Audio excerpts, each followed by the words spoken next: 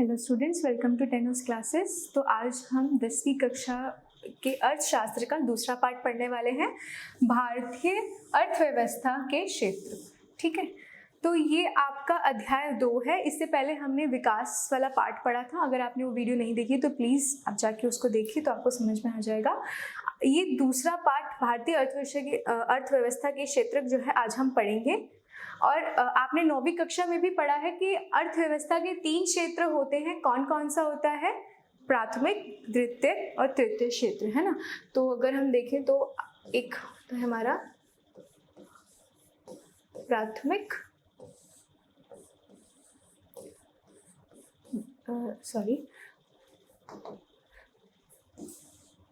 प्राथमिक, द्वितीय,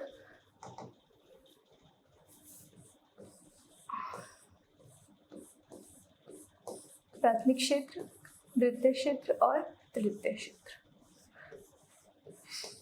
और उसमें इससे संबंधित जितने इन क्षेत्रों में संबंधित जितनी भी हमने क्रियाएं होती हैं हमने 9वीं कक्षा में पढ़ी है, लेकिन आज हम उसका थोड़ा व्यापक रूप पढ़ेंगे कि उसके अंदर क्या क्या चीज़ें हम और आती हैं और वो कैसे जो है अर्थव्यवस्था को जो है विकसित करने में हमारी मदद करता है। ठीक है, तो आज स्टार्ट करते हैं।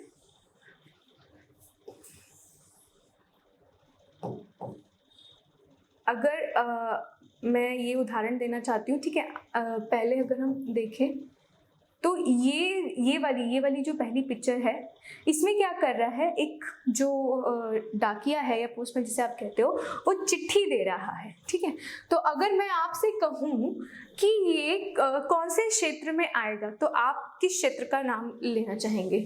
क्योंकि ये यहाँ पे क्या प्रदान कर रहा है? सेवाएं प्रदान कर रहा है। ठीक है, मैंने ये पिक्चर आपको इसलिए दिखाई है ताकि आप जो है जो गतिविधियाँ होती हैं अलग अलग क्षेत्रों में, आप उसकी जो है पहचान कर सकें।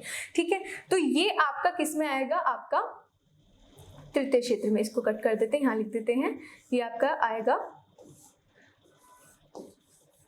तृतीय क्षेत्र में, है ना।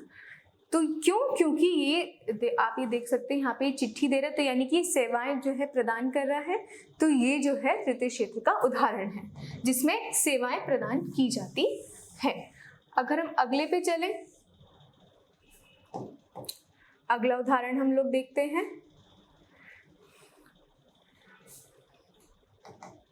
अगर आप ये वाला उदाहरण लें, ये भी उदाहरण जो है आपका, क्योंकि यहाँ पे ये जो एक महिला है वो इनको सूट वगैरह दिखा रही हैं, तो ये भी इनको सेवाएं प्रदान कर रही हैं, तो ये भी तृतीय क्षेत्र का उदाहरण हो गया। अगर हम इसका देखें तो ये खेती से संबंधित है, आप बहुत आसानी से बता सकते हो, ये प्राथमिक का हो गया। ठीक है, यहाँ पे ये जो है निर्माण कर रहे हैं किसी चीज़ का, तो ये द्वितीय क्षेत्र से हो गया। तो ये सब जैसे आपको मैंने ये उदाहरण इसलिए दिखाए हैं ताकि आपको गतिविधियाँ जो है आपको पता हो कि किस क्षेत्र के अंदर कौन कौन सी गतिविधियाँ आती हैं। ठीक है, तो अब हम इसको जो है अच्छे से पढ़ेंगे व्यापक रूप में, मतलब एक्सप्लेन करूँगी मैं इस चीज़ को। तो एक बार हम इसको शुरू करते हैं। ठीक है,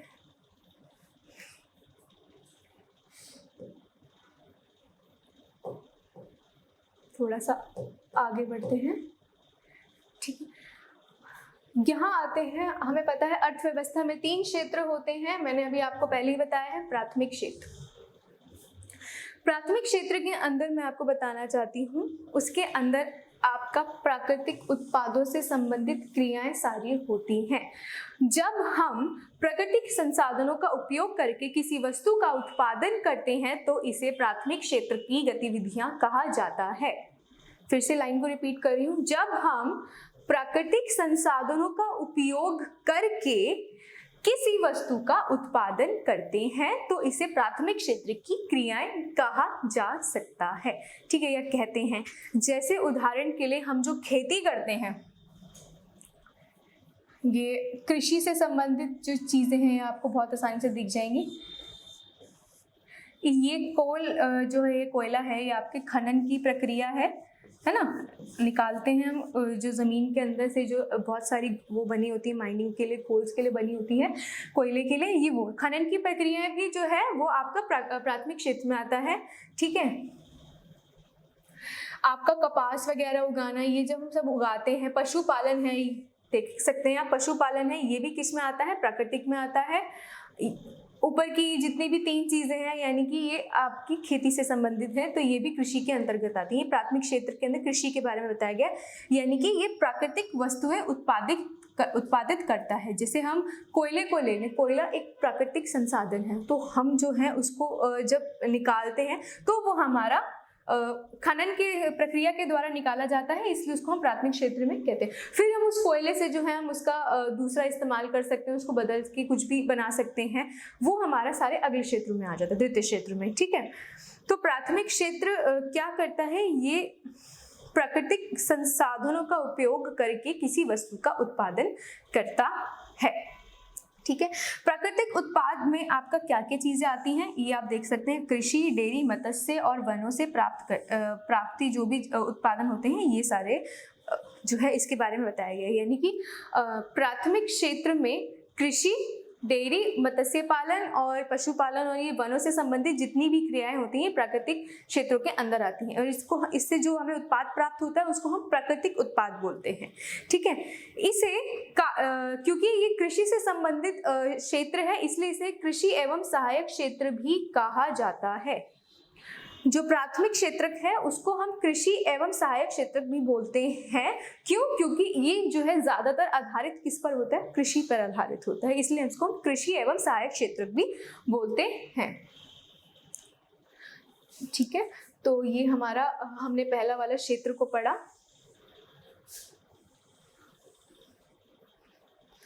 अब हम दूसरे क्षेत्र पे,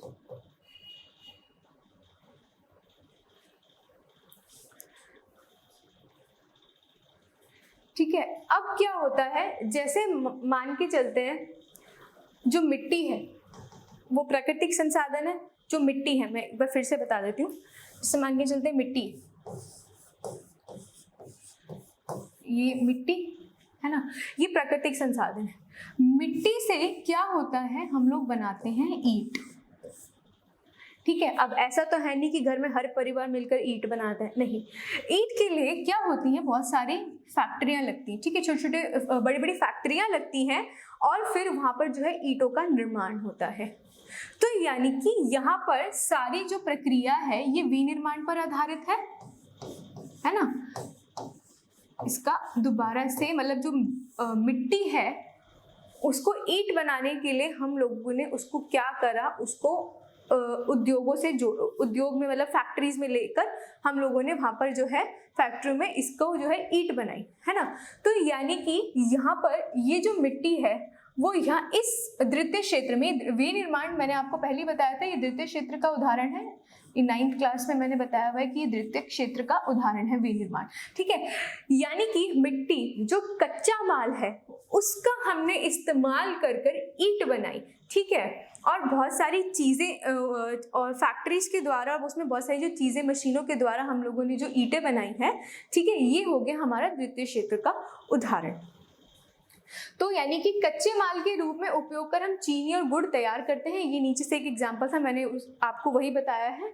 हम मिट्टी से ईंट बनाते हैं और ईंटों से घर और भवनों का निर्माण करते हैं। ठीक है, सही बात है, आपने ईंट बनाई, ईंट के बाद आप लोगों ने उससे घर बनाया, जैसे हमने ऊपर पहले देखा, और भवनों का निर्माण करते हैं। चूंकि ये क्षेत्र क्रमश सर्वाधिक विभिन्न प्रकार के उद्योगों से जुड़ा हुआ है, इसलिए इसे औद्योगिक क्षेत्र भी कहा जाता है। अब आप यहाँ औद्योगिक क्षेत्र किसकी बात हो रही है, यहाँ बात हो रही है हमारे द्वितीय क्षेत्र की। यहाँ द्वितीय क्षेत्र की बात हो रही है। ठीक है, मैं फिर से एक और उदाहरण देती हूँ। जैसे गुड़ से चीनी बनाना है, एक मिनट में जैसे एक और उदाहरण दे देते हैं। गुड़ से चीनी बनाना या गन्ने से गुड़ भी बनाना, ये भी आपका द्वितीय उसमें आएगा। एक फ्लो बनाते हैं इसका। जैसे मान के चलते हैं गन्ना उगाया गया, गन्ना उगाया गया कृषि से संबंधित क्रिया है, तो ये आपका आ गया पहले नंबर पे। मैं ऐसे नंबर डालूंगी, ये प्राथमिक क्षेत्र का आ गया। गन्ने से गुड़ बनाया जाता है। ठीक है। अब गुड़ बनाने के लिए बहुत सारी फैक्ट्रियाँ या कुछ लघु उद्योग होते हैं जिसमें ये लोग जो है गुड़ का काम करते हैं। तो ये आपका आगे दूसरे तृतीय क्षेत्र की बात कर रहे हैं, ठीक है। यहाँ पर गन्ना जो है वो कच्चे माल के रूप में इस्तेमाल किया गया यहाँ पर और फिर से गुड़ बनाया गया।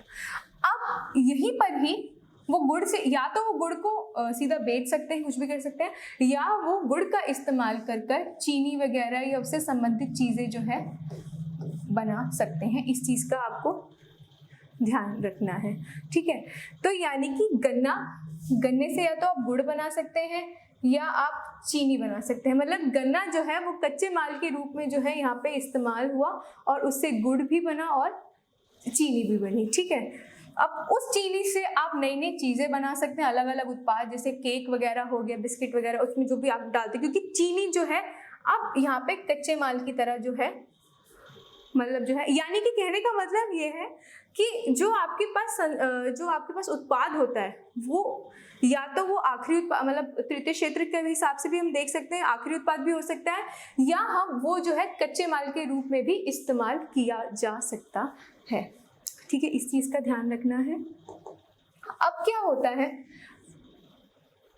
गुड़ हो गया, चीनी हो गई, बना ली, अब उसको बेचेगा कौन? सेवाएं प्रदान करनी पड़ेंगी, व्यापार करना पड़ेगा, ठीक है। तो प्राथमिक और द्वितीय क्षेत्र की अतिरिक्त आर्थिक गतिविधियों की एक तीसरी कोटि भी है जिसे हम तृतीय क्षेत्र के अंतर्गत आती हैं। अच्छा, तृतीय क्षेत्र क्या है? ये सेवाओं से संबंधित है, ये आपको सारी सेवाएं प्रदान कराता है। मैंने ऊपर वाले उदाहरण में भी आपको बताया था। देखो ये क्या करती है, तृतीय क्षेत्र की गतिविधियां वस्तुओं का उत्पादन नहीं करती हैं, ये जो उत्पादित वस्तु है उनको पहुंचाती है लोगों तक, ठीक है, बल्कि उत्पादन प्रक्रिया में सहयोग या मदद करती है। प्राथमिक और द्वितीय क्षेत्र द्वारा उत्पादित वस्तुओं का थोक व खुदरा विक्रेता, ये यानी कि यहाँ पे ये पूरा कहने का मतलब है कि जो भी अब आपने चीजें बनाई, मान के चलते हैं जैसे हमने ईंटें बनाई, अब आपने देखा होगा जब कोई नया घर बनता है तो उसके लिए ईंटें आती हैं। ऐसा तो है नहीं कि दो दो लोग ईंटें उठा के लेकर आ रहे हैं, ऐसा तो हो ही नहीं सकता बिल्कुल भी। ऐसा तो बन गया मकान 20 साल में, ठीक है। वो क्या करते हैं, ट्रैक्टर हैं, बहुत सारे ट्रॉली वगैरह होती है, उसमें वो ईंटें लाते हैं, ठीक है। तो जो ट्रैक्टर है वो क्या काम कर रहा है आपके लिए, वो आपको सेवाएं प्रदान कर रहा है, उसके बदले में आप उसको पैसे देते हो, ठीक है। वो ट्रैक्टर क्या करता है, ईंटें जो है वहां पर ढोता है, और जो मजदूर वगैरह है वहां पे जो है ढोते हैं, उनको ईंटें उतारते हैं। तो यानी कि जो ट्रैक्टर है वो किसका साधन हो गया, परिवहन का साधन हो गया, ठीक है। जो ट्रैक्टर है वो किसका साधन है, मैं फिर बता रही हूँ, वो परिवहन का साधन हो गया।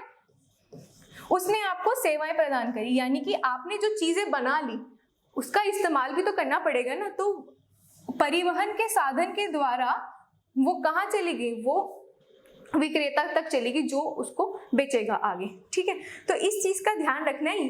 जो तृतीय क्षेत्र की क्रियाएं होती हैं वो जो है वस्तुओं का उत्पादन बिल्कुल नहीं करती, वो बल्कि उत्पादित वस्तुओं को लोगों तक पहुंचाती है, जिसमें आपके विक्रेता आते हैं, ठीक है, जो मतलब चीजों को बेचते हैं और लोगों को पहुंचाती, व्यापारियों तक वो सारी चीजें की जो है पहुंचाती है, ठीक है। इसी तरीके से अगर हम उदाहरण लें, जैसे आपने पैसे कमाए, ठीक है, उस पैसों को आप बैंक में जमा करते हैं, है ना। अब जब आप बैंक में उन पैसों को जमा करते हैं तो क्या होता है, जो ये बैंकिंग है ना, आप इसको बैंक, और ये जो क्या कर रहा है, ये आपको सेवाएं तो प्रदान कर रहा है, आपको सेवाएं तो दे रहा है कि आप पैसा जमा करो, हम आपके पैसे का ध्यान रखेंगे, वो आपको आपको जो है ब्याज वगैरह जो है वो भी, मतलब उस पर जो आपको इंटरेस्ट वगैरह मिलता है वो भी देता है, कर्जदारों को लोन भी देता है, ये सारी चीजें। तो ये क्या कर रहा है, ये सेवाएं प्रदान कर रहा है। तो हम कह सकते हैं कि बैंक, परिवहन, संचार के माध्यम ये क्या करते हैं, ये सारी के सारी आपको सेवाएं प्रदान करते हैं। संचार के जो माध्यम होता है उसके द्वारा भी आपको बहुत चीजों के बारे में पता चलता है। तो ये सारी जो चीजें हैं ये क्या करती हैं, आपको सेवाएं प्रदान करती हैं। इस चीज का ध्यान रखिएगा, इसको इसलिए सेवा का क्षेत्रक भी बोला जाता है।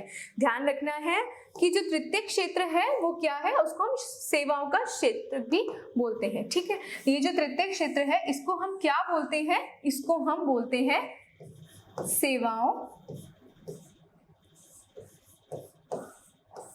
सेवाओं का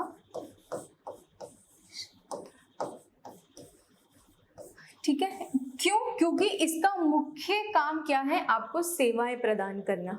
ठीक है, तो एक अब हम लोगों ने यहाँ पे चीजें सीखी है, ये हम लोगों ने पढ़ा। अब मैं आपको जो है थोड़ा सा एक फ्लो चार्ट में जो है आपको बना के दिखाती हूँ, इससे बहुत आसानी हो जाएगी। ठीक है,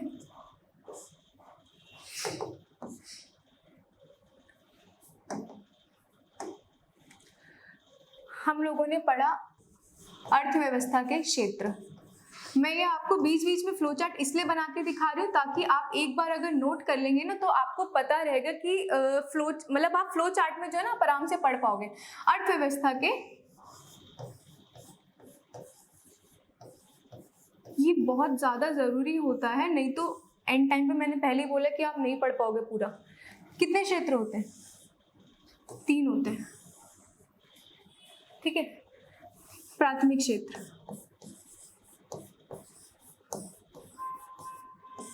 प्राथमिक,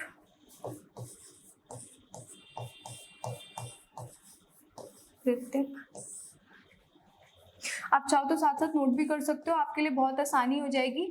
और क्या होता है, अब आप 10वीं में हो, बोर्ड के पेपर दोगे ना, स्टेट बोर्ड पेपर जो भी आप देते हो, उसमें क्या होता है, कभी कभी आप क्वेश्चन जैसे आप लिखते हो, आपको पता है कि आप समझोगे एसएसटी है, इसमें तो बस खाली सोशल साइंस सामाजिक ज्ञान है, इसमें तो सारा पैराग्राफ लिख दो। नहीं, मैंने पहले आपको उस दिन इंट्रोडक्शन क्लास में बोला था आपको प्रेजेंट करना भी आना चाहिए।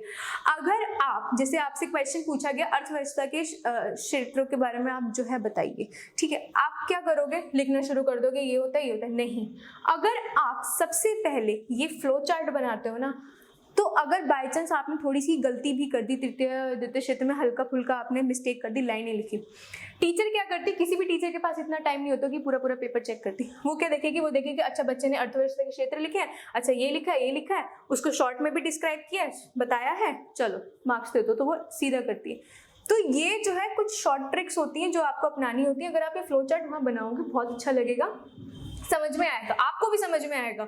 और फिर एंड टाइम पे ना जब आप रिवाइज करते हो तो पूरा पैराग्राफ तो पढ़ते नहीं हो, ऊपर ऊपर से देखोगे, तो अगर आपने फ्लो चार्ट बनाया होगा तो आपको पता चल जाएगा हाँ भाई मैंने ये तीनों के बारे में लिखा है। ठीक है, तो वापस आते हैं इस चीज पे। प्राथमिक क्षेत्र है, मैंने बताया ये कृषि से संबंधित है, इसलिए इसको हम कृषि और उसके सहायक क्षेत्र भी बोलते हैं, कृषि और सहायक क्षेत्र। इसके आप अगर ऐसे शॉर्ट में लिखोगे ना वहां पे, तो टीचर को पता चल जाएगा बच्चे ने अच्छा ये वाला पॉइंट भी बताया है, तो वो आसान हो जाएगा उसके लिए, उसको उसका मूल्यांकन करने में। ठीक है, द्वितीय क्षेत्र है, इसमें सारे उद्योगों से संबंधित है सारे, तो इसको हम बोल सकते हैं ये है आपका औद्योगिक क्षेत्र। औद्योगिक, औद्योगिक है ये, थोड़ा सा मैं इरेज कर देती हूँ अगर आपको नहीं समझ में आएगा, थोड़ा और साफ लिख देती हूँ।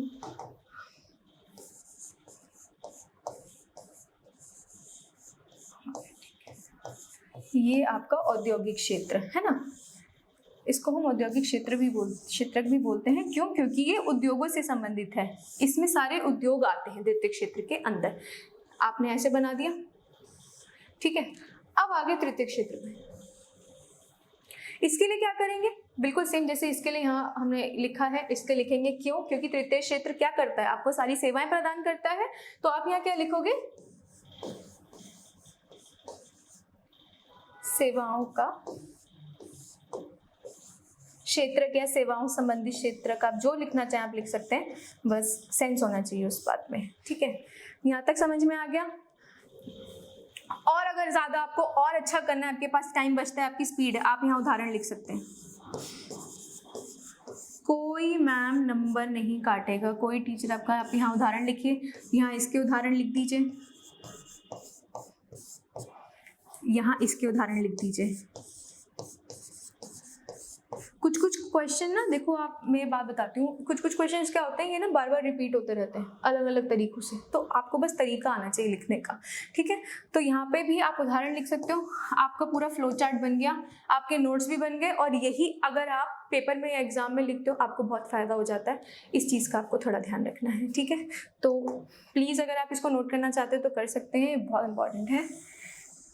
वीडियो पॉज करके आप इसे नोट कर सकते हैं।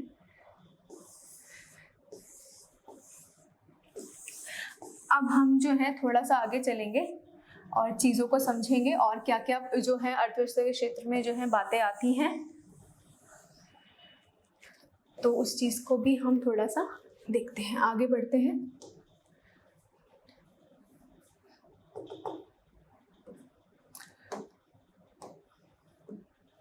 ठीक है, लेकिन उससे पहले अब हम थोड़ा सा आगे बढ़ेंगे। ये हम लोगों ने यहाँ पे बता दिया, मैंने आपको नोट्स बता दी, लिखने का तरीका बता दिया, ये सारी गतिविधियाँ मैंने आपको बता दी हैं। अब हम थोड़ा सा और आगे चलेंगे और हम तृतीय क्षेत्रों की तुलना, ठीक, 3 क्षेत्रों की तुलना। अच्छा, इसमें क्या है, एक चीज़ आपको ध्यान रखनी है। एक उदाहरण के तौर पे मैं आपको समझाना चाहती हूँ। मान के चलिए जैसे आटा ही बनाया, उससे जो भी गेहूं था, जब मैंने गेहूं का उत्पाद किया, मतलब कृषि के जो प्राथमिक क्षेत्र के द्वारा गेहूं का उत्पाद किया, उसको बेचा मैंने 10 रुपये में, है ना। मान के चलते 1 किलो बेचा, मैं बहुत ज़्यादा कीमत नहीं लेती, 10 रुपये किलो के हिसाब से बेच दिया, ठीक है। ये 10 रुपये किलो के हिसाब से मैंने जो है बेच दिया इसको। अब क्या हुआ, ये जो है उद्योग, मतलब फैक्ट्री में गया, वहाँ पे ये आटे की पिसाई जो है होने लगी, है ना। तो अब आटे की पिसाई होने लगी। अब आटे की जो पिसाई, मतलब जो आटा बन के तैयार हुआ, उसको जो है बाजार में बेचा गया 12 रुपये किलो के हिसाब से, ठीक है। मैंने ये साइन थोड़ा पीछे बना दिया, आप आगे कर लेना। 12 रुपये किलो के हिसाब से जो है तृतीय, मतलब सेवा में। अब जो सेवाएं हैं, मतलब जो व्यापारी है, जब उसके पास ही आएगा, क्योंकि मैंने तृतीय क्षेत्र में बताया सेवाएं देता है, तो शॉप भी, जो हमारी दुकानदारी, वो भी तृतीय क्षेत्र में आती है। अब व्यापारी ने उसी आटे को, जो आटा है, आपको बेचा 15 रुपये किलो, यानी कि जो 10 रुपये का जो इसका मूल्य था, अब 15 रुपये का हो गया, है ना। तो आप जो है कितने पैसे देते हो, 10 रुपये दोगे, 15 दोगे, ऑब्वियसली आप 15 ही दोगे, ठीक है। तो यानी कहने का मतलब है कि जो अंतिम क्षेत्र में जो हमें वस्तु जो है प्रदान होती है, अंतिम क्षेत्र में, उसी को जो है हम लोग जो है देश की अर्थव्यवस्था में जोड़ते हैं, ठीक है। सकल घरेलू उत्पाद, मैं आपको बता दूं, होता है सकल घरेलू उत्पाद। क्या होता है ये वही बता देती हूँ मैं आपको। ये सकल घरेलू उत्पाद 1 वर्ष के अंदर, ये क्या होता है मैं वही बता रही हूँ आपको।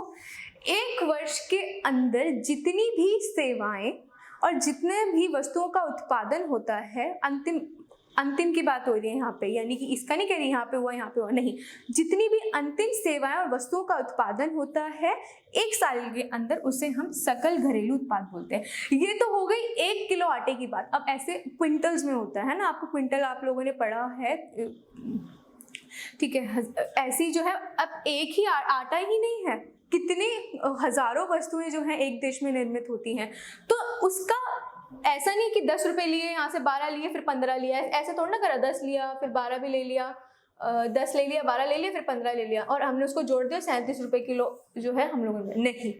आखिरी वाली वस्तु का जो भी मूल्य होता है, वही जो है यहाँ पर जुड़ता है सकल घरेलू उत्पाद में, हम उसी को जोड़ते हैं। तो हम ये नहीं कहेंगे कि 37 रुपये जोड़ रहे, नहीं, क्योंकि ये जो 15 रुपये की लागत है ना, उसके अंदर गेहूं का मूल्य, उद्योग में जितना खर्चा हुआ उसका मूल्य, सब जुड़ा हुआ है। जो सेवा इसने प्रदान करी 3 रुपये में एक्स्ट्रा, वो उन सबका मूल्य 15 रुपये में जुड़ा हुआ है, और उसका भुगतान कौन करता है, हम लोग करते हैं, हम उपभोक्ता होते हैं, ठीक है। तो ये 3 क्षेत्रों की तुलना में बस यही बताया गया है कि कैसे जो है उत्पादन होता है और किस वस्तुओं को जो है, अंतिम वस्तु को जो है वो गिनाया जाता है, वो बताया गया है। तो मैंने एक उदाहरण दे दिया, ये उदाहरण यहाँ पे दे रखा है, वही बताया गया है, ठीक है। तो अब हम लोगों ने सकल घरेलू उत्पाद के बारे में पढ़ा, मैंने आपको गेहूं का उदाहरण दिया था, उससे फिर आटा बना कैसे। तो अब हम एक बार उसकी ना परिभाषा देख लेते हैं, ये 1 नंबर में आ जाती है। तो अगर हम इससे देखें, सकल घरेलू उत्पाद क्या है, किसी विशेष वर्ष में प्रत्येक क्षेत्र द्वारा उत्पादित अंतिम वस्तुओं और सेवाओं का मूल्य, ध्यान से देखेंगे, उत्पादित अंतिम वस्तुओं, मैंने पहले बोला था अंतिम वस्तुओं और सेवाओं का मूल्य उस वर्ष के क्षेत्र के कुल उत्पादन की जानकारी को प्रदान करता है। यानी कि जो मैंने बताया था ना, जैसे आटे को जब हम वो बेचने जाएंगे, तो वो अंतिम वस्तु जो बनी है उस वर्ष के क्षेत्र के कुल उत्पादन की जानकारी के बारे में आपको बताता है, ठीक है। और इसमें तीनों क्षेत्र के उत्पादनों का योगफल, फिर बता रही हूँ, तीनों क्षेत्र के उत्पादन का योगफल मैंने बताया था, जैसे गेहूं 10 रुपए का, फैक्ट्री में पिसा 12 रुपए का, बेचा गया 15 रुपए का। इस 15 रुपए में इसकी और इसकी लागत दोनों मतलब पहले से ही जुड़ी हुई है, ठीक है। उत्पादनों के योगफल को देश का सकल घरेलू उत्पाद कहते हैं। तीनों क्षेत्रों के उत्पादनों का योगफल, योगफल का मतलब इन दोनों को जब हम प्लस करके एडिशन करके जो भी आपके पास आएगा वो 15 आया है, ठीक है। ऐसा नहीं है 37 यहाँ लिख देंगे, नहीं, ये गलत हो जाएगा। 15 रुपए में ही जो है प्राथमिक क्षेत्र में जो गेहूं का मूल्य था उसमें, और ये जो बनाया गया आटा उस सब का दे रखा है। यह किसी देश के भीतर किसी विशेष वर्ष में उत्पादित सभी अंतिम वस्तुओं और सेवाओं का मूल्य होता है। यानी कि मैंने पहले बताया कि ये एक गेहूं के बारे में ही बात नहीं हो रही है या किसी आटे के बारे में बात नहीं हो रही। जितनी भी देश के अंदर आप सेवाएं इस्तेमाल करते हैं, जितने भी आप वस्तुएं जो हैं जिसका आप उपभोग करते हैं, वो सारी की सारी चीजें जो है वो सकल घरेलू उत्पाद जो है उसके अंतर्गत आती हैं, और ये अर्थव्यवस्था की विशालता प्रदर्शित करता है। विशालता कैसे प्रदर्शित करता है? जिस देश का सकल घरेलू उत्पाद जितना ज्यादा होगा, यानी कि सकल, ये शॉर्ट में लिख देती हूँ, सकल घरेलू उत्पाद जो है जितना ज्यादा होगा, हम कह सकते हैं कि वो देश उतना विकास कर रहा है, या उस देश की अर्थव्यवस्था जो है बहुत ही ज्यादा विकसित हो रही है या विकासशील में है, ठीक है। ये 1 नंबर में आता है, इसको आप एक बार अगर मतलब इस परिभाषा को अगर याद कर लेंगे तो आपके लिए आसान होगा, तो आप जो है इसका उदाहरण भी दे सकते हैं। अच्छा, अब थोड़ा सा आगे बढ़ते हैं और हम जो है एक चीज देखेंगे यहाँ पे, उत्पादन में तृतीय क्षेत्र का बढ़ता महत्व। तृतीय क्षेत्र मैंने बताया था सेवाओं से संबंधित है, और तृतीय क्षेत्र जो है प्राथमिक और द्वितीय दोनों क्षेत्रों पर निर्भर करता है। कैसे निर्भर करता है ये ध्यान से देखिए। जब तक प्राथमिक क्षेत्र जो है, यानी कि जो कृषि है, अगर वो कृषि ही नहीं हो रही है, जो चीजें हैं, एक छोटा सा उदाहरण ले लेते हैं यहाँ पे। जैसे अगर गेहूं का उत्पादन ही नहीं होगा, गेहूं बनेगा ही नहीं, तो आप उसको बेचोगे कहाँ से? गेहूं नहीं बना, अगर गेहूं ही नहीं हुआ तो गेहूं से आटा भी नहीं बनेगा। आटा नहीं बनेगा तो व्यापारी को क्या मिलेगा? कुछ नहीं मिलेगा। तो उसमें सेवाओं व्यापार होगा? बिल्कुल नहीं होगा, है ना। तो सेवाएं प्रदान होंगी? बिल्कुल नहीं होंगी। क्या हम फिर जो है चीजें खरीद पाएंगे? सेवाएं जो है हमें मिल पाएंगी? बिल्कुल नहीं मिल पाएंगी। कहने का मतलब ये है कि ये तीनों क्षेत्र ना आपस में एक दूसरे पर निर्भर करते हैं। अगर गेहूं नहीं होगा, आटा नहीं होगा, बनेगा ही नहीं, क्योंकि गेहूं ही नहीं तो आटा कहाँ से बनेगा? आटा नहीं बनेगा तो कैसे चलेगा? और अगर गेहूं बन भी गया, चलो मान के चलते हैं आटा भी बन गया, गेहूं भी बन गया, अगर तृतीय क्षेत्र भी नहीं है तो आपको जो है वो चीजें मिलेंगी कहाँ से? ठीक है, तो ये जो है बताया गया है कि ये मैंने इसीलिए बताया आपको ताकि आपको पता चले कि ये तीनों का बहुत महत्व है। अगर कल को आपसे कोई ये पूछता है कि अच्छा बताओ तीनों क्षेत्रों में से कौन सा वाला क्षेत्र जो है वो बहुत ज्यादा आपके लिए जरूरी है, तो आपको ये नहीं बोलना कि एक आधा जरूरी है। आपने किसी ने प्राथमिक बोल दिया, किसी ने द्वितीयक बोल दिया, नहीं, आपको ये बोलना है कि तीनों की तीनों ही बहुत ज्यादा जरूरी हैं। अब हमने देखा कि उत्पादन हो रहा है, और उत्पादन में तृतीय क्षेत्र का बढ़ता महत्व, यानी कि जो सेवाएं हैं, जो भी हम सेवाएं प्राप्त कर रहे हैं, वो जो है उनमें बढ़ोतरी हो रही लगातार। आप देखते हो कि दिन ब दिन जो है आप नई सेवाएं मतलब अलग अलग तरीके से जो है आपको मिलने लगी हैं। पहले क्या होता था? पहले हम लोग जो है मान के चलते जैसे हम बाजार जाते थे, चीज़ें खरीद के लाते थे, ठीक है, बाजार गए, चीज़ें खरीदी, रिक्शा करी, फिर उठाया, ऊपर चढ़ाया, सामान डाला।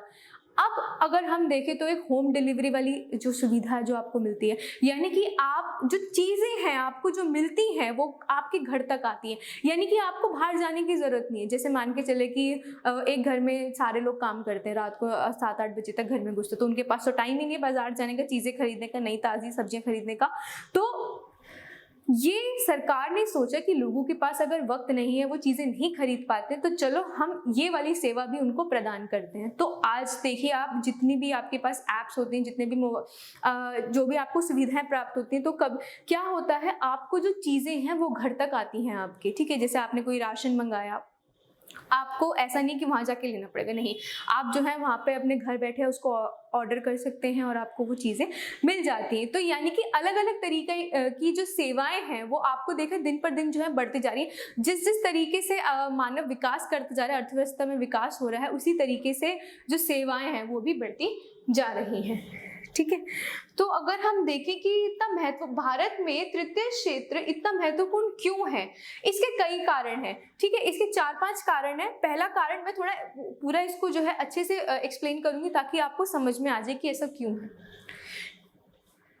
पहले, भारत जो है एक विकासशील देश है और यहाँ पर जितनी भी सुविधा है, जैसे अस्पताल, शैक्षिक संस्थाएं, इन सब सुविधाओं की जो मांग है वो बहुत ही ज्यादा है, ठीक है। बैंक, बीमा कंपनी, ये इसकी जो है बहुत सारी आवश्यकता है और ये जो है किसी भी विकासशील देश की जो है बुनियादी सेवाएं होती हैं। बुनियादी का मतलब होता है जो बहुत ही बेसिक है, आपको बहुत ज्यादा जरूरी है, ये वो सेवाएं होती हैं। इसीलिए हमें पता है कि भारत जो है, मैंने आपको बताया है कि वो विकासशील देश है, वो अभी विकसित नहीं हुआ है, अभी भी वो विकास कर रहा है। इसीलिए यहाँ पर सेवाओं का ज्यादा इस्तेमाल किया जाता है। इसीलिए यहाँ पर हम कह सकते हैं कि पहला जो कारण है कि भारत जो है विकासशील देश है, इसीलिए यहाँ पर सेवाओं का हम लोग जो है ज्यादा इस्तेमाल करते हैं। अगर हम आगे दूसरी बात करें तो दूसरा उदाहरण जो है थोड़ा सा अगले पेज पर है और फिर इससे संबंधित अलग अलग वो है, मैं बताती हूँ, ठीक है। अगर हम दूसरे उदाहरण पर आए, कृषि एवं उद्योग के विकास से परिवहन, भंडारण जैसी सेवाओं का विकास होता है, ठीक है। यानी कि कहने का मतलब है कि प्राथमिक और द्वितीय जितने क्षेत्रों का विकास ज्यादा होगा उतना ही तृतीय क्षेत्र की हमें जरूरत पड़ेगी। मैंने वही बताया कि अगर जितना ज्यादा गेहूं का उत्पादन हो रहा है, आटे का उत्पादन हो रहा है, तो क्या होगा, आपको उतनी सेवाएं चाहिए, आपको उतनी गाड़ियां चाहिए होंगी ना। जितना ज्यादा प्रोडक्शन बढ़ाओगे, अपनी मतलब उत्पादन आप बढ़ाते चले जाओगे, तो उतनी सेवाएं आपको देनी होंगी लोगों को, या आपको चाहिए होंगी, ठीक है। तो कह सकते हैं कि कृषि और उद्योगों के विकास जो है वो सेवाओं पर निर्भर करता है कि जितना ज्यादा जो है प्राथमिक और द्वितीय क्षेत्रों का विकास होगा उतना ही सेवाओं की हमारी जो है मांग उठती है, ठीक है। तीसरी चीज क्या है, जैसे जैसे आय बढ़ती है वैसे वैसे हम लोगों को सुविधाएं भी बहुत सारी चाहिए होती हैं। कहने का मतलब ये है, जैसे मैंने आपको भी वो होम डिलीवरी वाला एग्जांपल दिया। अब देखो, जैसे मैंने बताया कि उस घर में सारे लोग काम करते हैं, तो वो क्या कर सकते हैं, वो होम डिलीवरी वाली, जैसे हमने बताया कि जो होम डिलीवरी होता है वो क्या होता है, उसमें आपके ना थोड़े से पैसे आपको एक्स्ट्रा देने पड़ते हैं। जैसे मान के चलिए अगर आपने 500 रुपए का राशन मंगाया है तो उसमें आपका 50 रुपए वो अपना किराया भी तो लेगा ना, वो जो आपको सेवाएं प्रदान कर रहा है आपको उसके लिए भी तो पैसे देने पड़ेंगे ना, 50 रुपए, ठीक है। तो जिन लोगों की आय अधिक होती है तो वो क्या करते हैं, वो उतनी ही अपनी सेवाओं को बढ़ाते हैं। इस चीज का आपको ध्यान रखना है, ठीक है। तो जैसे जैसे आय बढ़ती है तो कुछ लोगों को जो है सेवाएं जो है और एक्स्ट्रा मतलब उनको चाहिए होती है, ज्यादा चाहिए होती है, इसीलिए वो अन्य सेवाओं का जो है इस्तेमाल करते हैं, जैसे कि रेस्टोरेंट, पर्यटन, शॉपिंग, निजी अस्पताल, इन सब चीज़ों के लिए, इसके लिए जो है वो व्यावसायिक प्रशिक्षण, मतलब जो ट्रेनिंग दी जाती है, प्रोफेशनल ट्रेनिंग दी जाती है, उनके लिए वो मांग शुरू कर देते हैं, ठीक है। जैसे कि अगर आप गाँव में देखें, क्योंकि गाँव में हम देखते हैं कि लोगों की आय जो है शहरी लोगों के मुकाबले कम होती है, इसीलिए वो इतनी सेवाओं का जो है वो इस्तेमाल नहीं करते हैं। इस चीज़ का ध्यान रखना है, ठीक है। लेकिन जो शहर के लोग हैं उनकी आय जो ग्रामीण लोग हैं उनके मुकाबले ज्यादा होती है, इसीलिए हम कह सकते हैं कि बड़े नगरों में जो है ना ये परिवर्तन हम देख सकते हैं, यानी कि यहाँ पे सेवाओं की ज्यादा मांग होती है। और एक चीज और है, इसमें मैं ध्यान देना चाहती हूँ कि सूचना और संचार प्रौद्योगिकी पर आधारित कुछ नवीन सेवाएं महत्वपूर्ण हो गई हैं आजकल। ठीक है, अब आप बोलोगे सूचना व संचार प्रौद्योगिकी क्या है, यानी कि सूचना, ये मैं आपको बता दूं, ये बहुत आपने सुना होगा आईटी सेक्टर। मैं यहाँ इंग्लिश में इसलिए लिख रही हूँ क्योंकि आपने इसके बारे में ज़्यादातर हम लोग इसको ऐसे सूचना और संचार प्रौद्योगिकी क्षेत्र नहीं बोलते हैं, हम इसे आईटी सेक्टर ज़्यादा बोलते हैं।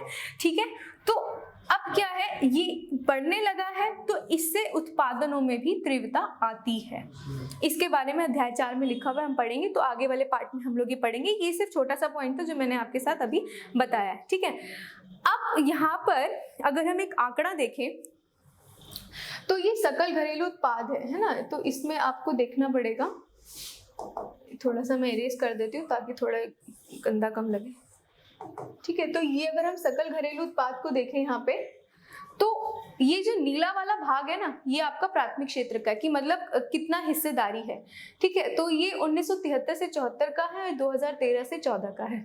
द्वितीय क्षेत्र लाल वाले से दर्शाया गया है और हरे वाले को हमने तृतीय क्षेत्र के बारे में बताया गया। ठीक है, तो आप देखो, अगर हम 73 और 74 की बात करें, प्राथमिक क्षेत्र का योगदान ज्यादा था और इसका द्वितीय क्षेत्र का जो है 10% से ज्यादा कम था, तृतीय क्षेत्र का ज्यादा था, क्योंकि इसमें हम सेवाएं जो है प्रदान करते हैं। लेकिन जैसे जैसे विकास होने लगा, सेवाएं नई नई तरीके की आने लगी, हमने देखा 2013-14 में कि जो प्राथमिक क्षेत्र है वो घटकर बहुत कम हो गया। आप देख सकते हो यहाँ से इतना कम है ना, 40 से सीधा मुश्किल से 15 पर आया है, 15-18 पर।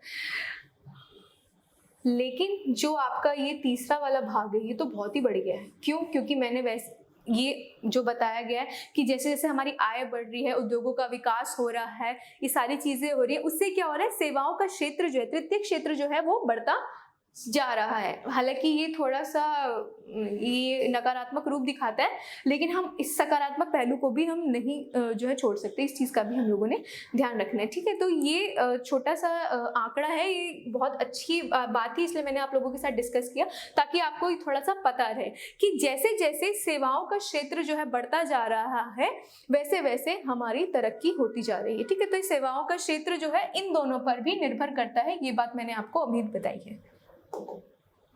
एक अगला आंकड़ा और देखेंगे, वो थोड़ा सा आसान है, समझने के लिए है।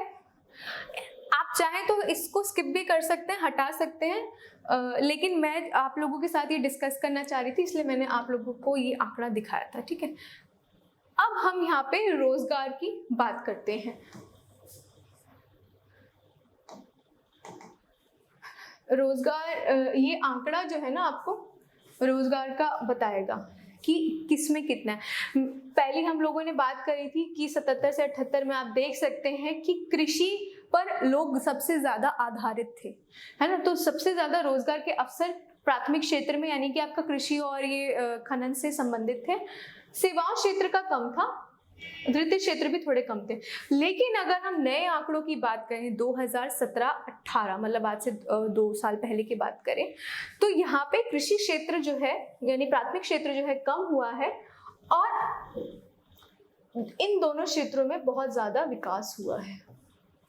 11 से सीधा 25 मतलब 14 मतलब नंबर आगे आना, और 18 से सीधा 31 तक, तो हम ये देख सकते हैं। ठीक है, तो ये जस्ट आंकड़े हैं, तो आपको बताना, ये जैसे क्वेश्चन है ना, अधिकांश लोग कहाँ नियोजित हैं, तो ये उसका ये आंकड़ा दे रखा है ताकि आपको पता चले। अगर हम पहले की बात करें तो पहले हमें प्राथमिक क्षेत्र का देखा था, तो वहाँ ज्यादा थे नियोजित लोग, यहाँ कम थे। लेकिन अब यहाँ पर कम हुए हैं और यहाँ पर ज्यादा हुए, तो ये एक सकारात्मक पहलू है, इसका भी आपको ध्यान रखना है। आगे की तरफ बढ़ते हैं। ये आंकड़े आप लोगों के लिए ऐसा नहीं है कि आपको बनाने हैं पेपर में, बस ये इसलिए आपको बताए जाते हैं ताकि आपको कुछ चीजें पता रहें। ठीक है, अच्छा, कभी कभी क्या होता है, जैसे अब आपने देखा कि कृषि का जो क्षेत्र है वो कम हुआ था, तो क्या हुआ कि कुछ लोग कृषि क्षेत्र से ना मतलब हट जाते हैं, तो उससे क्या होता है, उनके उत्पादन पे कोई भी मतलब असर नहीं पड़ता। ये होती है ये होती है अल्प बेरोजगारी। दूसरे शब्दों में बोले, कृषि क्षेत्र के श्रमिकों को अल्प बेरोजगारी है।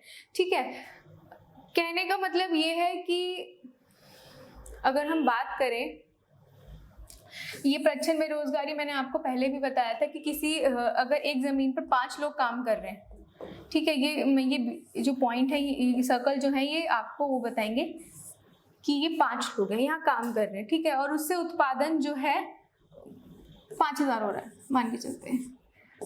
उसी पर उन्होंने क्या करा, 7 लोग लगा दिए, क्या होगा, क्या उससे जो है उससे उत्पादन जो है 5000 ही रहा, तो क्या उससे उत्पादन बढ़ा?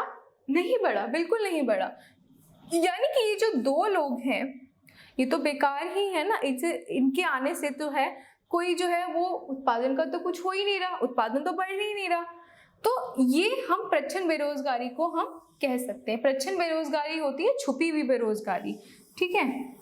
जो अभी आपके लिए सबसे इम्पॉर्टेंट है वो है आपके लिए प्रच्छन्न बेरोजगारी, तो इस चीज़ का आपको ध्यान रखना है। ये 9th क्लास में भी आपको पढ़ा है आप लोगों ने, प्रच्छन्न बेरोजगारी क्या होती है, ठीक है।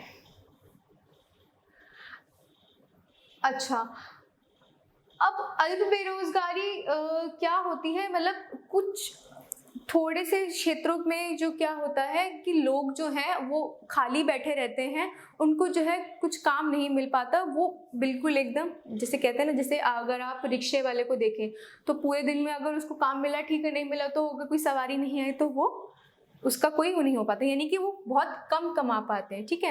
अल्प बेरोजगारी को ही छुपी बेरोजगारी कहते हैं। मैंने आपको बताया कि मतलब वहाँ पर कोई भी रोजगार नहीं मिलता। शहरों में आप देख सकते हैं, जैसे मैंने आपको बताया कि दैनिक मजदूर हो गए और रिक्शे वाले जो आप देखते हैं, और गाँव में वो जो भूखंड वाला मैंने आपको बताया कि 5 लोग लगे हुए फिर 7 लोग, तो वो 2 जो है वो बेकार ही है, ठीक है। आगे की तरफ बढ़ते हैं। अतिरिक्त रोजगार का सृजन कैसे हो, यानी कि आपको जो है रोजगार बढ़ाना है, तो आप क्या क्या करेंगे, क्या क्या तरीके जो हैं आप अपना सकते हैं। इसका ना मैं उदाहरण जो है लिखकर बताऊंगी। बहुत सारी चीजें हैं जो जिसमें आप जो है उसका लिख सकते हैं, ठीक है। तो अगर आपको रोजगार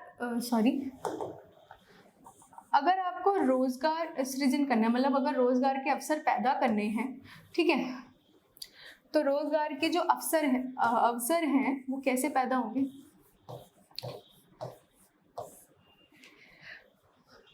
पहला आपका आता है जो बहुत ज़्यादा फेमस कह सकते हैं, वो आता है आपका मनरेगा, है ना। मनरेगा क्या है?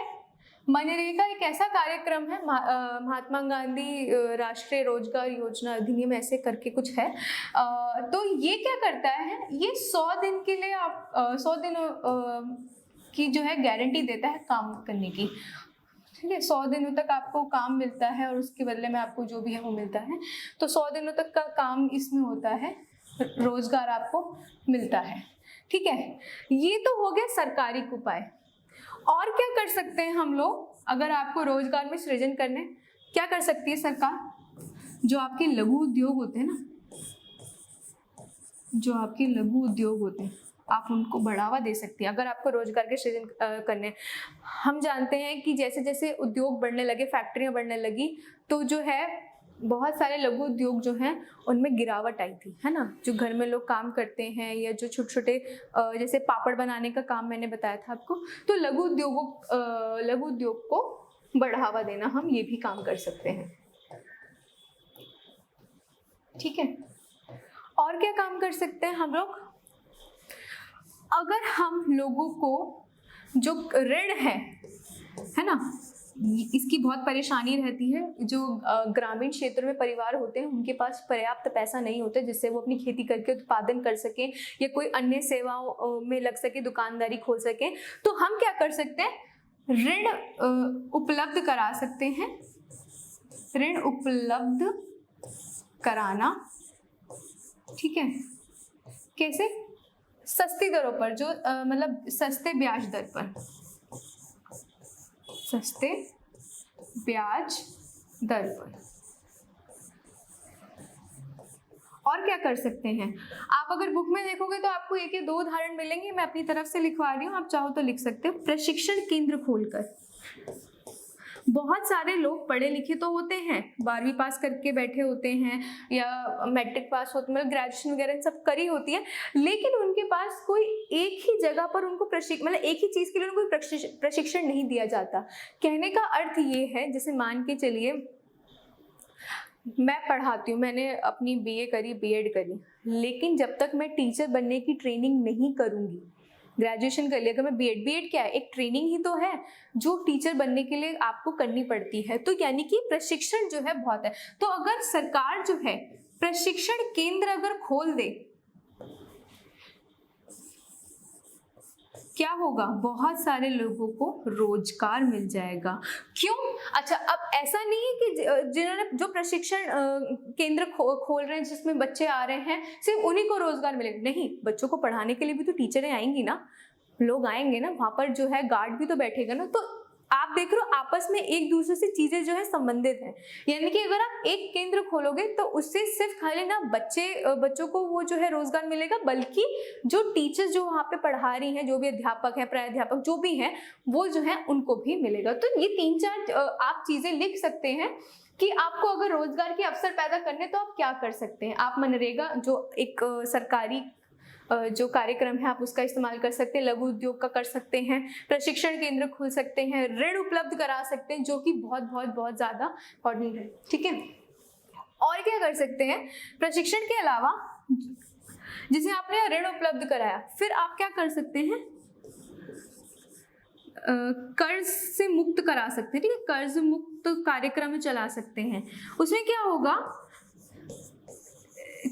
जैसे हम जो ग्रामीण क्षेत्रों में हम लोगों ने देखा है कि वो जो है नहीं दे पाते हैं पूरा का पूरा कर्ज, तो उससे आप मुक्ति भी दे सकते हैं। थोड़ा सा जो जमीन का हिस्सा थोड़ा सा बेच के, ज्यादा ना, उसके कम उसमें बेच के या किश्तों में उसको बांध दे, ताकि वो आराम से अपनी जो है कर पाए, जो है सेवाओं का जो है लाभ उठा पाए इस चीज का। तो ये पॉइंट भी हम इसमें लिख सकते हैं कि कर्ज मुक्त कार्यक्रम चला सकते हैं, या आपस के कुछ लोग जो है मिलकर थोड़ा थोड़ा पैसा जमा करें, ठीक है, और वो जो कर्जा है वो उसका लौटा दे, तो उससे क्या होगा, वो धीरे धीरे उनको दे देगा। तो हम ये बहुत सारे कार्यक्रम जो है चला सकते हैं, या जो भी आप कह सकते हो कि ये पॉइंट्स हैं जिनको हम इस्तेमाल करके रोजगार के अवसरों को बढ़ा सकते हैं, पैदा कर सकते हैं।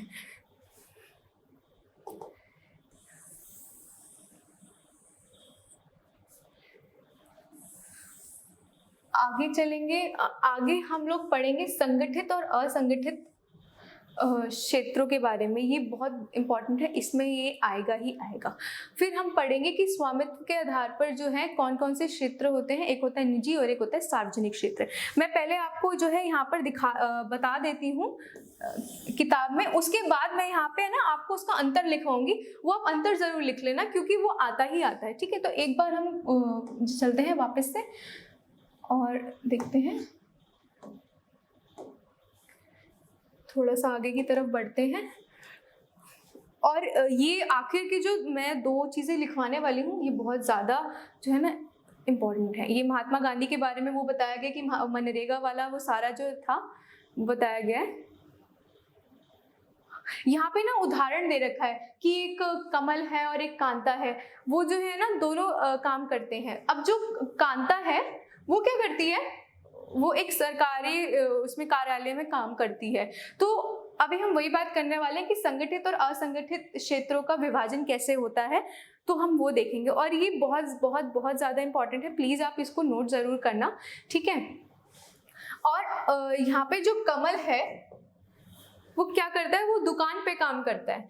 तो अब हम देखेंगे कि कौन जो है संगठित क्षेत्र में काम करता है, कौन जो है असंगठित क्षेत्र में काम करता है। एक बार हम इसको ध्यान से देखेंगे, ठीक है। तो अभी हम क्षेत्रों को देखेंगे।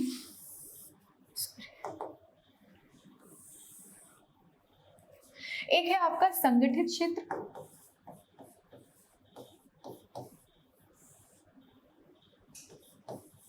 आपका संगठित क्षेत्र ये आ गया, सॉरी एक आपका आता है संगठित क्षेत्र और दूसरा आता है आपका असंगठित क्षेत्र।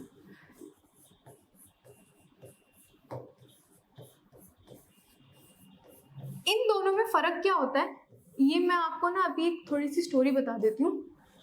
क्या होता है, जो कांता है ना वो एक कार्यालय में काम, मतलब एक ऑफिस में काम करती है, ठीक है। तो सुबह 9 बजे जाती है और 5:30 तक घर आती है, और जैसे जैसे वो अपना उसकी पदोन्नति होती है तो उसके जो वेतन है वो भी बढ़ता चला जाता है, ठीक है। उसको अवकाश वगैरह सारे के सारे मिलते हैं, छुट्टी मिलती है, मेडिकल फैसिलिटी सब मिलता है। लेकिन अगर हम कमल की बात करें तो कमल क्या करता है, जैसे हमने दुकान पे छोटे व्यापारी देखे ना, व्यापारियों के साथ जो छोटे छोटे लोग काम करते हैं, जो आपको सेवाएं प्रदान करते हैं, कमल भी बिल्कुल वही काम करता है। वो एक दुकान पे काम करता है, वो सुबह उसका कोई टाइम नहीं है, वो कभी भी उसके मालिक जो है उसको बुलाता है, देर रात तक भी बुला के रखता है। तो एक कह सकते हैं कि जो समय है, समय की जो निश्चित मतलब निश्चित समय उसका नहीं है वो, और उसको कोई छुट्टी भी नहीं मिलती है। कोई अगर ज़्यादा काम भी करता है, ज़्यादा घंटे तक काम भी करता है, तो उसको जो है नहीं जो है कोई भी एक्स्ट्रा जो इनकम है या वेतन है या कोई भी लाभ उसको नहीं मिल पाता है। तो यही बताया गया है कि जो कांता है वो संगठित क्षेत्र में काम करती है और जो कमल है वो असंगठित क्षेत्र में काम करता है। संगठित क्षेत्र वो क्षेत्र होते हैं जो सरकार के अंतर्गत आते हैं, ठीक है। उसमें पंजीकरण कराना हमारे लिए आवश्यक होता है। जैसे कि जब हम स्कूल में कोई टीचर बनते हैं, सरकारी स्कूल में हम जब टीचर बनते हैं तो हमारा पूरा रजिस्ट्रेशन होता है, हमारा पूरा फॉर्म वगैरह दिया जाता है, सारे के सारे डॉक्यूमेंट्स वेरीफाई कर जाते हैं। इवन यहाँ तक कि हम जो प्राइवेट स्कूल में भी जाते हैं ना, निजी स्कूल में भी पढ़ाने जाते हैं, वहाँ पर भी हमारा होता है। इसीलिए हमारी आधे से ज़्यादा तो जो हम कहते हैं सैलरी है जो भी आती है वो सरकार की तरफ से आती है, क्योंकि वो संगठित क्षेत्र के अंदर है। और हमारा जो टाइम होता है ज़्यादातर वो देखा आपने फिक्स होता है, सुबह 8 बजे का स्कूल होता है आपका, 2-2:30 बजे तक आपकी छुट्टी हो जाती है।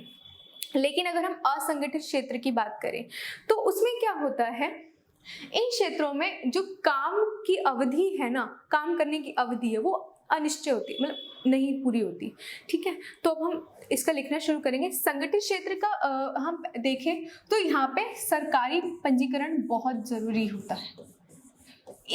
मैं आपको शॉर्ट पॉइंट लिखवा रही हूँ, आप इसको पूरा ना अच्छे से एक्सप्लेन कर लेना, ठीक है। सरकारी पंजीकरण अनिवार्य होता है यहाँ पे,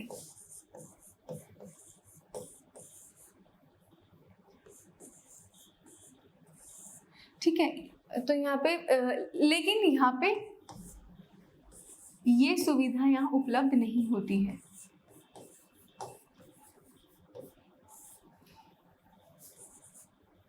ये सुविधा उपलब्ध नहीं होती है।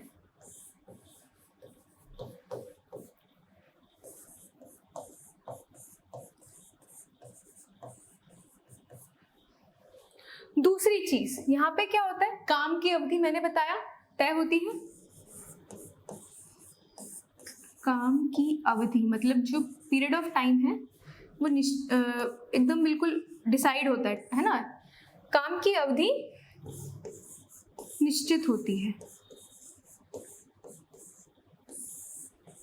ये थोड़े मैं ज्यादा बड़ा लिख रही हूँ, मैं पॉइंट्स जो है इरेज कर दूंगी, प्लीज साथ में नोट कर लेना। यहाँ क्या लिख सकते हैं, काम की अवधि अनिश्चित होती है।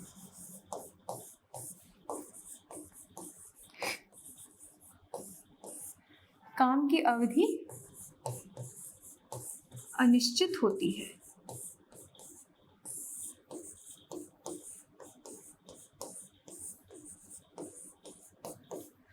ठीक है। तीसरी चीज यहाँ पे सुविधाएं दी जाती हैं। विभिन्न सुविधाएं, कौन कौन सी सुविधाएं होती हैं, जैसे आपका अवकाश, एक मिनट,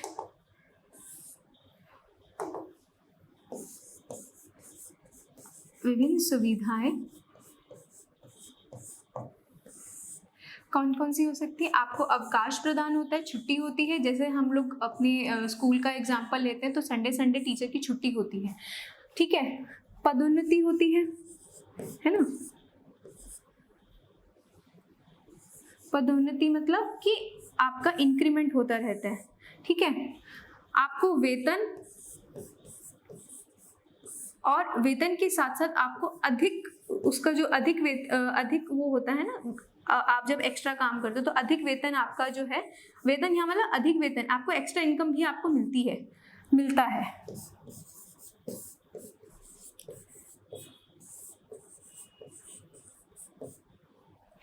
और यहाँ पर ऐसी सुविधाएं नहीं दी जाती हैं। यहाँ पर ऐसी सुविधाएं नहीं दी जाती हैं।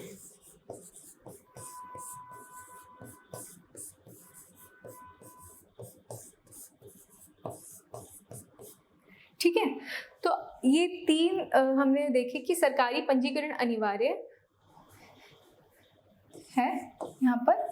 ठीक है, काम की अवधि निश्चित होती है, विभिन्न सुविधाएं, अवकाश, पदोन्नति, वेतन, बहुत सारी जो चीजें हैं यहाँ पर जो है इनको मिलती है, लेकिन असंगठित क्षेत्र में यहाँ पे जो है नहीं होता है। एक चीज जो मैं एक पॉइंट और आपके साथ बताना चाहती हूँ, मैं यहाँ लिख देती हूँ। एक जो पॉइंट है यहाँ पे,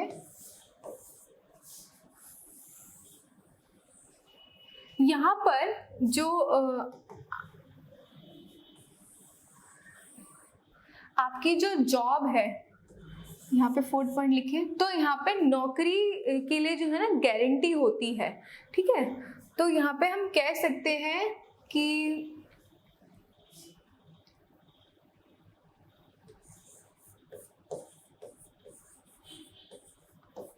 नौकरी की अवधि भी जो है ना यहाँ पे तय होती है। इस चीज का भी आपको ध्यान रखना पड़ेगा, है ना। लेकिन यहाँ पे क्या तय होती है, या हम कह सकते हैं यहाँ पर जो है इसको थोड़ा सा अगर मैं और अच्छे से लिखूं तो नौकरी में सुरक्षा भी प्रदान की जाती है, यानी कि ऐसे ही कोई आपकी जो है जॉब नहीं ले सकता, है ना। ये चीज का भी ध्यान करना है।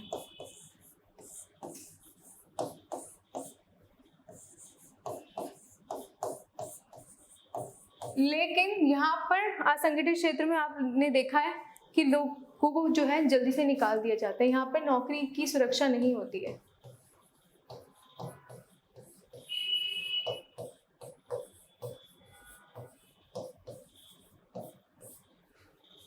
कभी भी आपको काम से निकाल दिया जाता है अगर आपका काम पसंद नहीं आया, या कुछ बात जैसे जो भी अन्य कारण हो सकते हैं, बहुत सारे कारण हो सकते हैं कि नौकरी जो है की सुरक्षा नहीं होती है। तो ये जो है ना, ये 3-4 पॉइंट्स मैंने लिखवाए हैं, ये सारे के सारे आप पॉइंट्स जो है इसको आप थोड़ा सा एक्सप्लेन करोगे तो ये आपका काफी अच्छा आंसर बन जाएगा। ठीक है, आगे की तरफ चलते हैं। एक लास्ट पॉइंट हमारा और रह गया।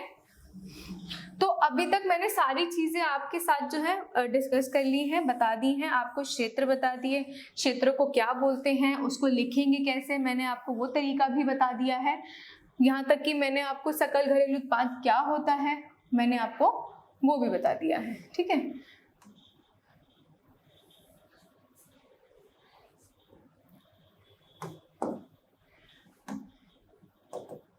ठीक है, अब हम थोड़ा सा आगे चलते हैं। एक बार एक चीज और है कि स्वामित्व के आधार पर ये एक रहता है, ये सारा का सारा दे रखा है। अगर आपको कोई और पॉइंट भी मिलता है ना संगठित और असंगठित क्षेत्र में, आप बिल्कुल बेझिझक डाल सकते हैं। ठीक है, तो इसमें आता है संगठित क्षेत्र के श्रमिकों का संरक्षण कैसे हो सकता है।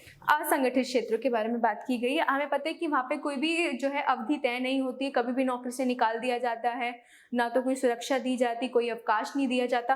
तो हम जो है उनको कैसे जो है कर सकते हैं, देखो यहाँ पर क्या कर सकते हैं, अगर असंगठित क्षेत्र अगर शहर में है तो शहरी क्षेत्रों में क्या कर सकते हैं, शहरी क्षेत्रों में असंगठित मुख्य जो कारण होते हैं ये मैंने बताया कि बोझ होने वाले होते हैं। तो हम इनको क्या कर सकते हैं, हम इनको जो है सरकारी मदद दे सकते हैं। ठीक है, 2 पार्ट में मैं इसको बांट देती हूँ। यहाँ पर हम शहरी की बात कर लेते हैं। क्या कर सकते हैं, अगर शहरों में है तो यहाँ पर क्योंकि यहाँ पर सारा पंचायती काम है, तो हम यहाँ पे सरकारी मदद जो है लिखेंगे कि यहाँ पे आप क्या कर सकते हैं, सरकारी मदद जो है आप दे सकते हैं, सरकारी मदद उपलब्ध कराना, सरकारी मदद उपलब्ध कराना। तो जितने भी कार्यक्रम होते हैं इसमें जैसे छोटे छोटे उद्योगों को लगाना, ये सब, तो ये सब हम काम कर सकते हैं। और क्या कर सकते हैं, अगर ये ग्रामीण क्षेत्रों में है, अगर ये शहरों का हो गया, अगर ये ग्रामीण क्षेत्रों में हम क्या कर सकते हैं, इनको किसानों को समय समय पर बीज, क्योंकि आपको पता है खेती का सारा काम ग्रामीण क्षेत्रों का ही सारा है, तो आप उसको अच्छे क्वालिटी के, अच्छी गुणवत्ता के बीज आप प्रदान करवा सकते हैं। कृषि उपकरण, क्योंकि उपकरण नहीं होता है, साख मतलब पैसों से संबंधित, भंडारण सुविधा मतलब कि जब बहुत सारी जगहों पे क्या होता है कि फसल बर्बाद हो जाती है तो उसको स्टोर करने के लिए भंडारण सुविधा आपके लिए वो, और ये केंद्र वगैरह जो भी विपणन केंद्र, इन सब की सुविधाएं जो है आप उपलब्ध करा सकते हैं। ये आपका ग्रामीण परिवारों के लिए जो है आप ये सब चीजें कर सकते हैं। शहरी क्षेत्रों में जो असंगठित क्षेत्र है उनके लिए आप ये कर सकते हैं कि यहाँ पर सिर्फ खाली सरकारी मदद हो सकती है, तो अलग अलग कार्यक्रम जो है चलाए जाते हैं, जितने भी लघु उद्योग है ये सब सारे बताए जाते हैं। ठीक है,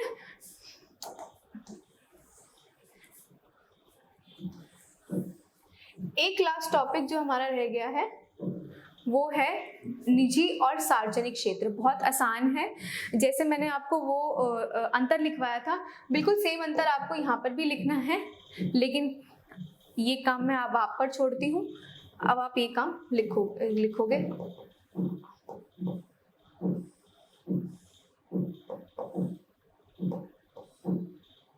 ठीक है, तो सार्वजनिक और निजी क्षेत्र का हम देख लेते हैं। देखो, स्वामित्व के आधार पर दो होते हैं, एक होता है सार्वजनिक क्षेत्र, एक होता है निजी क्षेत्र, जिसे हम पब्लिक और प्राइवेट भी बोलते हैं। सार्वजनिक हमारा पब्लिक हो गया, निजी हमारा प्राइवेट हो गया।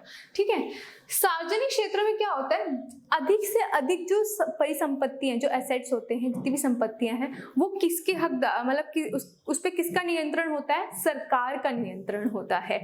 लेकिन निजी क्षेत्रों में क्या होता है, यहाँ पर कोई एक सरकार नहीं होती है, यहाँ पर या तो एक लोग होते हैं या कुछ लोगों का समूह होता है, उनके पास जितनी भी परिसंपत्तियां हैं उनका अधिकार, उन पर उनका अधिकार होता है। ठीक है, दूसरी चीज यहाँ पर अगर आप उदाहरण देखें तो निजी क्षेत्रों में आपने देखा होगा टाटा आयरन, है ना, टाटा आयरन और स्टील कंपनी जो है ये निजी क्षेत्रों का उदाहरण है। टिस्को जिसे आप बोलते हैं, जो जमशेदपुर में आपने देखा होगा, रिलायंस इंडस्ट्री, ये सारे के सारे निजी क्षेत्र हैं। क्यों? क्योंकि इन पर जो इनकी परिसंपत्तियां हैं, जितनी भी संपत्ति हैं, उन पर सिर्फ खाली या तो एक आदमी या 2-3 लोगों का ही अधिकार होता है। लेकिन अगर आप रेलवे और डाकघर की जो सुविधा है, ये किसके उदाहरण है, ये है सार्वजनिक क्षेत्र के उदाहरण।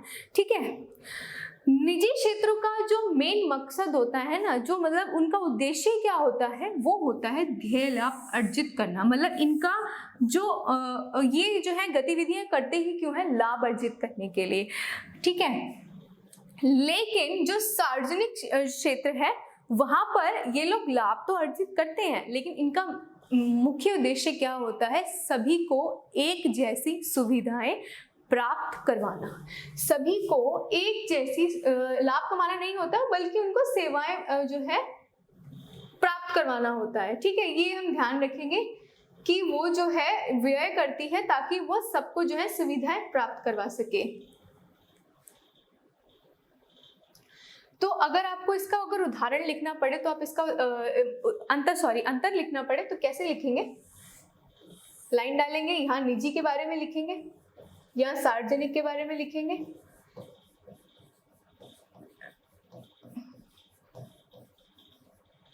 यहाँ पे पहले आप परिसंपत्ति के बारे में बताएंगे कि परिसंपत्ति में किसका कितना अधिकार होता है ना। तो मैं ये आपको पॉइंट्स बता रही हूँ, आप ये लिख के देखो, बहुत आसान है क्योंकि मैंने यहीं पर आपको अंडरलाइन भी करवा दिया है। तो आप बताओगे कि निजी में परिसंपत्तियों पे किसी एक का या एक से 2-3 लोगों का जो है अधिकार होता है, लेकिन सार्वजनिक में जो है वो जो है परिसंपत्तियों पे सरकार का अधिकार होता है, वहां पे कोई एक आधा लोग नहीं होता, वहां पे सरकार का अधिकार होता है। ठीक है, तो आप यहाँ पे बता सकते हो कि यहाँ सरकार का होता है। दूसरा आप यहाँ उदाहरण दे सकते हैं। देखो मैं आपको तरीका भी बता रही हूँ लिखने का, कि आपने पहले अधिकार बताया किस किस का होता है, यहाँ पे भी आपने उदाहरण, यहाँ पे भी आपने उदाहरण देना है। ठीक है, यहाँ उदाहरण देंगे आप। तीसरा क्या करेंगे, आप इनका उद्देश्य बता देंगे। मैंने भी आपको बताया ना कि निजी जो ये होते हैं क्षेत्रक होते हैं, इनका क्यों जो है ये क्यों गतिविधियां करते हैं, ताकि ये लाभ कमा सके। लेकिन यहाँ पे ये लाभ तो कमाते हैं, साथ साथ लोगों को सार्वजनिक सुविधाएं भी प्रदान करते हैं। ठीक है, तो ये आपके 2-3 उदाहरण हो गए, आपको बस यही लिखना है और ये आपका कंप्लीट हो जाएगा।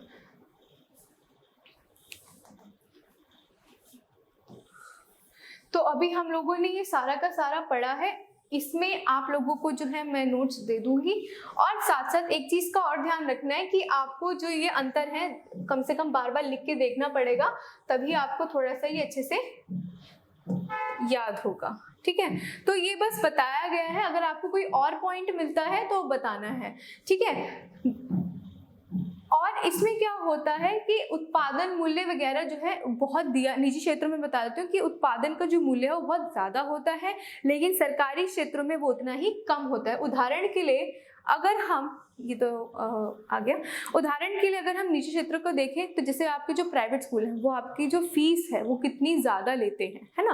तो क्यों, क्योंकि वो प्राइवेट स्कूल है, उनका मुख्य उद्देश्य एजुकेशन तो देना है, ठीक है, लेकिन ज़्यादा से ज़्यादा लाभ अर्जित भी करना है। लेकिन जो सरकारी स्कूल है उसमें आपकी फीस बहुत कम होती है और वो अधिक से अधिक चीज़ें जो हैं आपको, जैसे मैंने बताया था अभी कि मुफ्त में बुक्स वगैरह ये सब सारी चीज़ें जो है उपलब्ध कराती हैं। ठीक है, तो ये आज के लिए है, तो आज ये पार्ट है, आपको इसको अच्छे से पढ़ना है।